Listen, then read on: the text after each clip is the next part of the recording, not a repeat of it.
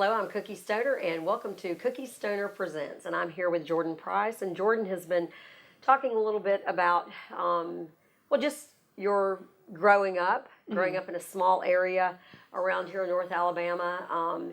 When you discuss it, I know the pain in your voice, and I know that even saying that you learn to just sort of laugh it off. If you laughed at yourself, then they would not. It'd be easier to laugh away the pain. Yeah, laugh away the pain. But that's what just hurts me is they were still laughing at you and being cruel to you. So it's just like, oh, if I just laugh at it. But no one ever addressed that they have poor behavior. Oh, yeah. And so you had to learn how to deal with it. But you said, as far as what went on in your home life, but when you moved to another one of the small towns, but that's actually a little bit bigger town, you moved there, and how old were you? Was it your junior year? Yeah, I was junior year, Junior so I was like year, 14, 15. 14 or 15 or whatever, maybe 16?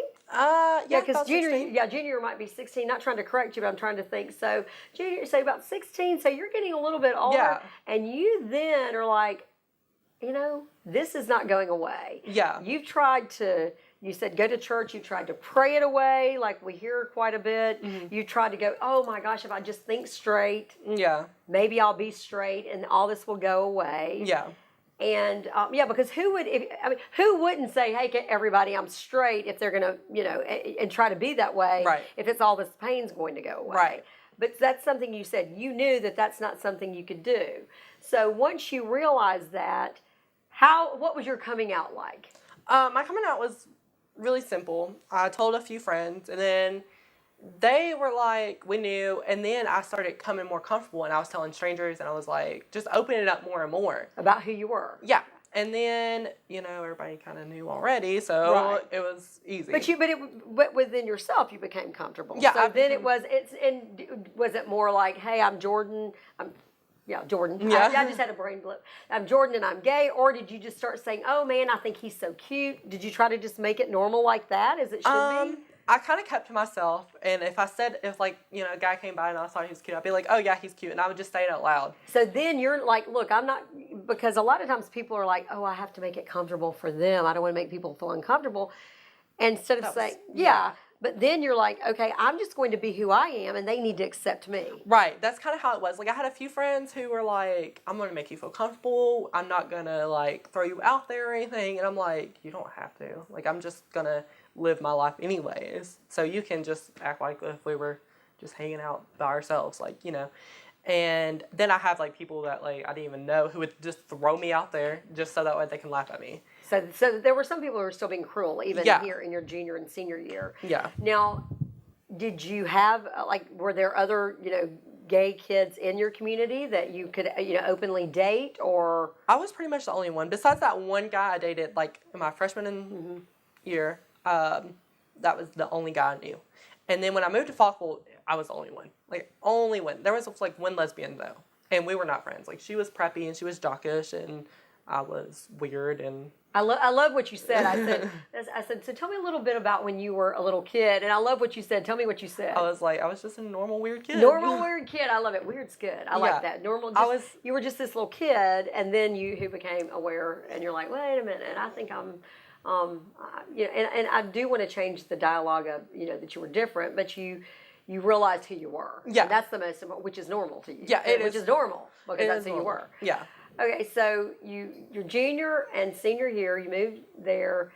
Did you have and you were open? Were people still cruel, or you said people still kind of? Oh, it was.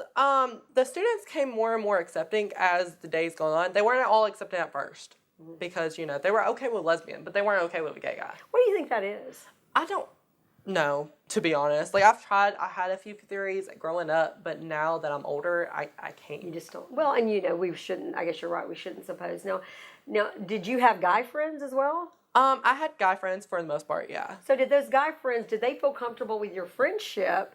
So, because that's something they did. Yeah, they were actually, even when I came out, I was still going over their house and staying the night. They were really comfortable. So they were, and see, that's what's important, when I've heard different people say over the years, whether it's, I actually had a friend who was older who had come out and has been out for many years and was, talking about just her best friend in high school, and the father, made a comment as, them being women older. Oh, and, his daughter had gotten married to a gentleman and there was never anything between them. But, just made a very mean comment about them spending the night together. And that's what it's important to know is just because you're gay doesn't mean you want every guy. Yeah. Or just because you're, a gay female, a lesbian, or what, you just don't want every woman. So it's not, they don't have to worry. Right. You're not preying on everybody's boyfriend. You don't want just anybody and everybody. Right. And that's what's important. And so you really must have had some good friends who,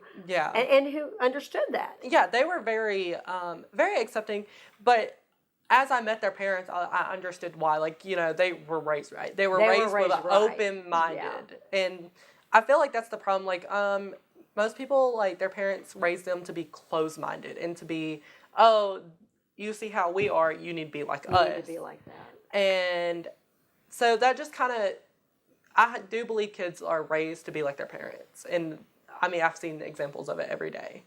And you've been hit with that. Oh, yeah. So it's just like I see the difference growing up. So now, a lot of those friends that you were friends with, are you still good friends with all of them? Oh, yeah. I'm friends with a lot of the friends I was with in high school. So you've got strong friendships. Oh, yeah. Like, they still, like, text me and talk to me on the daily. Even if we, like, I actually have one friend who lives in a different state, and we still, like, text on the daily. Oh, on the daily, I like that. Yeah, on the daily. On the daily. See, I try to get all this cool lingo. So on the daily. Well, sharing a little bit about, where you started, where you are now at 19. If you, and I know you're not here to, and we're not here to counsel, but the whole point of you telling your story is, first of all, to let people know how hurtful it was. Oh, yeah. And if someone does rape, or if someone is homophobic, think about it. This is the face of someone who is, hurt. You were treated, calling you those names and to be like, you're just trash. Oh, yeah. Just because they think a certain way. And I told you I hope I don't get upset, and because then I have to just calm myself down. Because it's hard for me to believe. I don't know why, because I see it every day in adults. Oh, yeah. But what would you say now to, if there are younger children, or if there are people, what would you say to someone to say, if they know it, and let them be who they are? Oh, just always be yourself. Always be true to yourself, because at the end of the day, you're making yourself happy, and that's all that matters. Everybody else can hate you, but as long as you're happy and you're happy about yourself, that's all that matters. Like, you could be your own family, you could be your own friends, you could be your own support system if you let yourself to be.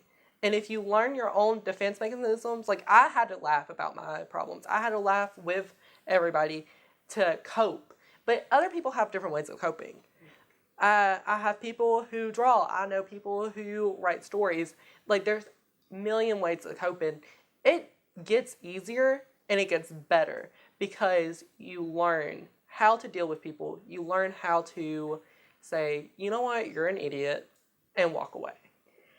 Do you think it gets better because once you're true to yourself and you love yourself, then you attract good people, and then those other people, because you're so confident in who you are, you don't even worry about that. You don't waste energy on them. Yeah, you literally filter out the good people from the bad in no time. And it comes natural. Like, as you focus on yourself, your eyes will open and you'll see the truth in people. And then you're just going to start attracting all the good to you, right? Yeah, and that's pretty much how it goes. And, like, I'm still having to take away the bad people in my life. Like, I've been in the game for about, 6-7 years, so...